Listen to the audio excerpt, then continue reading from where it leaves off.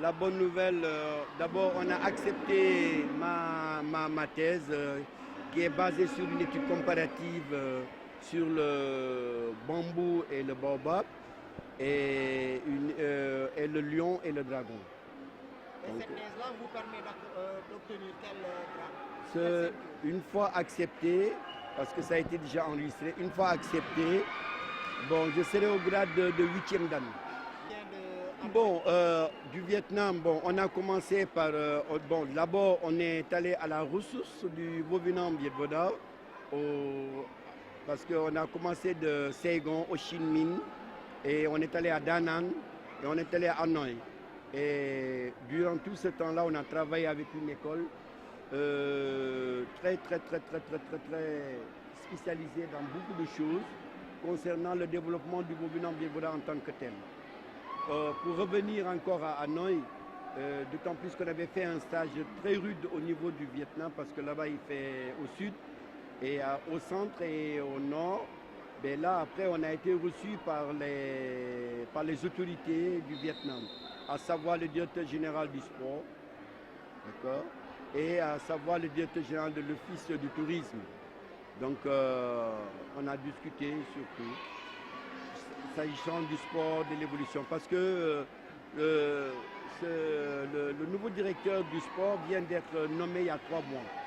Donc il nous a parlé de beaucoup de choses sur le Vovinam, mais en particulier pour le sport du Vietnam. Vous savez que le Vietnam fait 100 millions d'habitants, rien qu'à Hanoï fait 9 millions d'habitants et 5 millions de scooters. Donc vous voyez un peu comment la ville est. Donc il y a ça. Il y a beaucoup de choses, mais on aura le temps peut-être prochainement d'en développer, s'agissant dans le domaine technique, organisationnel et structurel et tout. Le Vovinam Viet Vo Dao, qu'est-ce qui nous amène ici? Ben, actuellement, aujourd'hui, c'est le 27 du mois de juillet où on clôture notre saison, notre première année, où on a terminé les 40 ans d'anniversaire du Vovinam Viet Vo Dao. Maintenant, on se replie sur le championnat national qui clôture. À titre exceptionnel,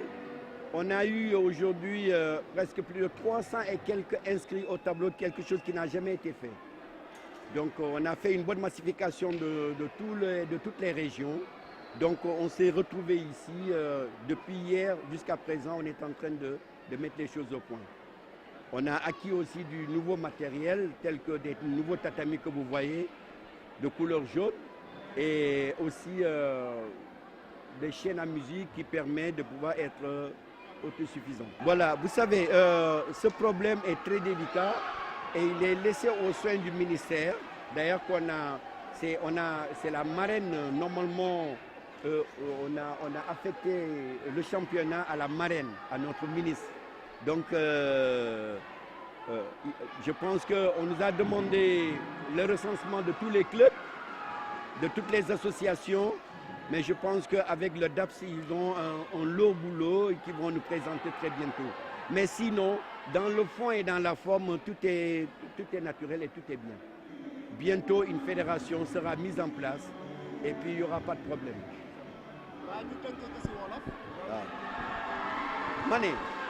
maa ngi tudd Abdoulaye Sène maay président CNG Vovinam Viet Vo Dao en même temps tey di directeur de compétition donc li ma mën a wax si ñu ngi sant yàlla bu baax dem nañu si jàmm ñëw nañu si jàmm bon la ñu jot a def foofu bari na am na lu ñuy wax Vietnam tàng na mais dañu nekkoon si benn école bu tuddee IVS école boobu maanaam dañuy jàngale parce que man dama war a indi fii benn entraînement bu tudd la danse de la licorne et du dragon. D'ailleurs association bi sax am na la danse de la licorne et du dragon mais nag public bi dinañ ko gis très bientôt fii au Sénégal. Bon léegi bu ñu nemmee foofu dem nañu Hanoï dem nañu tamit si Tundoom mooy fii maître Linsen mooy dernier patriarche bi fi mu nekkoon dem nañu foofu jugee foofu dem Daanaan jugee foofu dem Hanoï léegi Hanoï foofu la am na si benn village boo xam ne maître fondateur Nguyen Loc foofu dem nañu ba foofu def fa ay ñaan xam nga ñoom rek seen ñaan yi waaw dem fa def fa ay ñaan kii yooyu dem nañu seet leen ba loolu la ñoo retour à la source ñu demoon fi maître yi jaaroon yëpp ñu jaar fa seet ko ba ñëw voilà loolu nag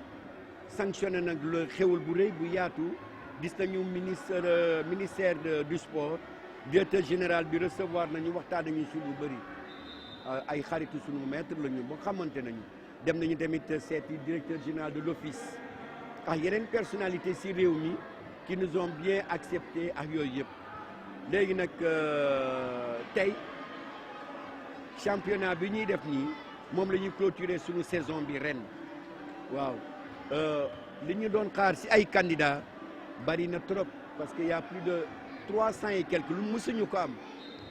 mais xarañtu yi nga xam ne moom la gradé yi nekk ak ñun sama gars yi vraiment c'est comme benn championnat du monde rek parce que en général ay championnat du monde di nga am ay 500 nit mais lii actuellement c'est comme 300 et quelques sorewul championnat du monde léegi nag si la ñu nekk nii di travailler yàlla mu ngi defal jàmm te vraiment ba léegi aw man maay directeur de compétition aw ma benn ku ñëw di respecté wala xuloo wala ŋaañoo waaw loolu alxayru fi ma waxaa dañuy ñaan yàlla rek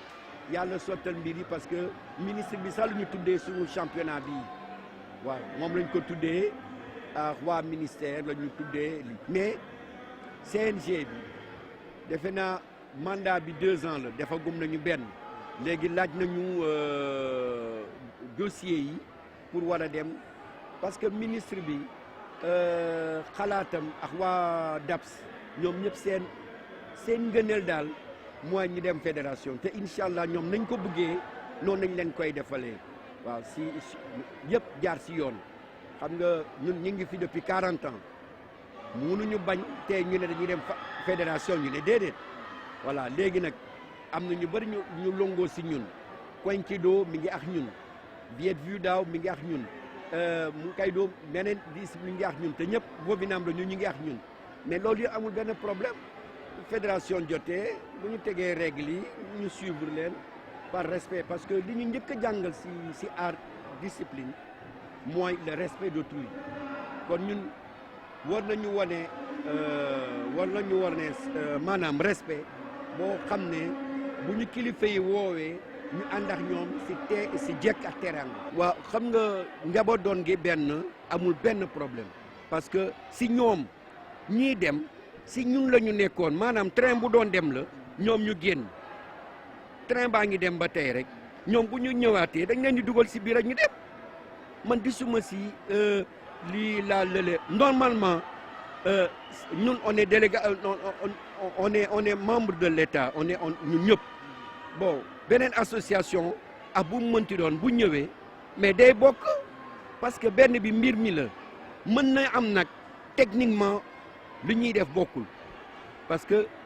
noonu moo mel noonu parce que xam nga comme nga ne olofu Jolof olofu Kajoor olofu Ñambur mën nañu wutele mais ay olof rek la ñu yëpp benn la man pour man lépp benn la ñuy def lii wala def lii yëpp benn la man musuma taxaw di ŋaañoo nit c'est la muy def parce que suñu 3e principe Nguyen Loc fa ñu dem seeti ji ko te mu tëral ko dafa ne être toujours unis respecter les maîtres et les aînés aimer les condisciples kon loolu coow waru si am bu fekkee ni nit ki am na dégg ak déggin boo ko amee doo am benn coow parce que être toujours unis respecter les maîtres et les aînés bu coow amee rek c'est que indiscipline mi ngi dugg coow ngi dugg mu ne aimer les autres disciplines nee na ñeneen ñi di ñëw ak yéen laaj ñu leen seen avis bëgg leen donc man je ne vois pas pourquoi tey ñoom ñu nekkoon ak ñun ñoom ñoo génn kenn dàqu leen léegi nag bu ñu bëggee dugg madame le ministre bu waxee maître Sène ñii si yow la ñu nekkoon dañu bëgg a ñëw mais ana problème bi mais nañ ñëw loolu rek la mais bon maanaam balaa ngay def dara il faut nga exposer li ngay def benn étude comparative si lan dama toog xool ñoom dañuy wax dragon nag pour nga xam ko il faut nga dem Vietnam dugg si grotte yi dugg di xam di xarañee dragon ñun lion la ñu xam lion am na li tax ñuy sunu hymne national am lion dara tax dugaluñu ko si dara de lion nag am na caractéristiques am na jëmm am na yooyu yëpp léegi nag ba ngay xool étude dragon bi nekk seen rap moom ak suñu lion bi léegi nag bambou ak suñu guy xam nga guy loo dis guy moom lépp a ngi si léegi nag étude boobu la comparé ak seen bambou ñun bambou dañ koy gis nii rek mais bambou dañ koy lekk doomi ndaw yi cat yi su suuf am na nuñ koy lekkal nañu ko foofu kon bambou mais bu demee ba màgg nag am na lu muy jëriñ bi moom la ñu jàng mooy suñu symbole boobu moom laay jéem a def moom ak guy tasaare ko si bépp fànn muy étude comparative boo xam ne dafa xóot tasaare ko si lu bëri wane ne Vietnam 100 millions d'habitants la naam mais Hanoï rek nekk na 9 millions d'habitants scooters yi ngay gis nekk na fa 5 millions donc dëkk la boo xam ne dafa anacté léegi nag sama thèse si loolu lay jublu parce que thèse da ngay jël benn affaire bu ndaw nga développé ko pour mu am ñu muy jëriñalaate donc nag grade bi su paree 8e daan ngay am bon yàlla na ko yàlla def mais déwén si kàttanu yàlla si la ñuy bu ñu xamee fu ñu defee coupe du monde bi si ngay profité soutenir sa thèse kon maa ngi ñaan yàlla yokk sutura yokk man bi pour ñëpp. Alors, donc, c'est une journée qui a été très riche au niveau technique. Nous avons eu à travailler donc, sur des tableaux donc, dont on n'a pas l'habitude de faire, c'est-à-dire donc, les VAT, ainsi que donc, les combats codifiés donc, en VAT aussi, premier et deuxième niveau. Mais compte tenu d'une saison très riche, après donc, Bamako, on est tombé donc, sur notre tournoi international qui a été une prouesse. Nous avons jugé donc, de terminer la saison avec beaucoup donc, de sérénité. Et là, en fait, on a eu un championnat et nous avons accueilli plus de 300 candidats. Et que là, en fait, donc, tout se passe comme souhaité. Alors, les perspectives, c'est en fait donc le championnat national, non, pas national, la Coupe du Monde. La Coupe du Monde de Bobnam Virvodao en 2026. Le niveau technique, on est toujours regardant parce que nous sommes des maîtres. On veut toujours donc affiner donc, les combattants parce que nous avons des objectifs étant donc de ramener ici véritablement donc les champions, le titre de champion du monde. Et que c'est possible. Alors sur le plan organisationnel, je savais que donc ça va venir. On essaie. Vous savez, on a l'appui donc du ministère, mais qui est toujours donc insuffisant. On a toujours compté donc sur le ministère pour qu'on puisse vraiment donc passer enfin en fédération, parce que nous avons prouvé qu'en fait nous avons dépassé maintenant donc l'idée de CNG. On fait même des choses que des fédérations ne font pas. Là, je pense que le ministère ne va pas tarder à nous accompagner. Nous avons tout déposé pour que le CNG puisse passer donc en fédération avec les disciplines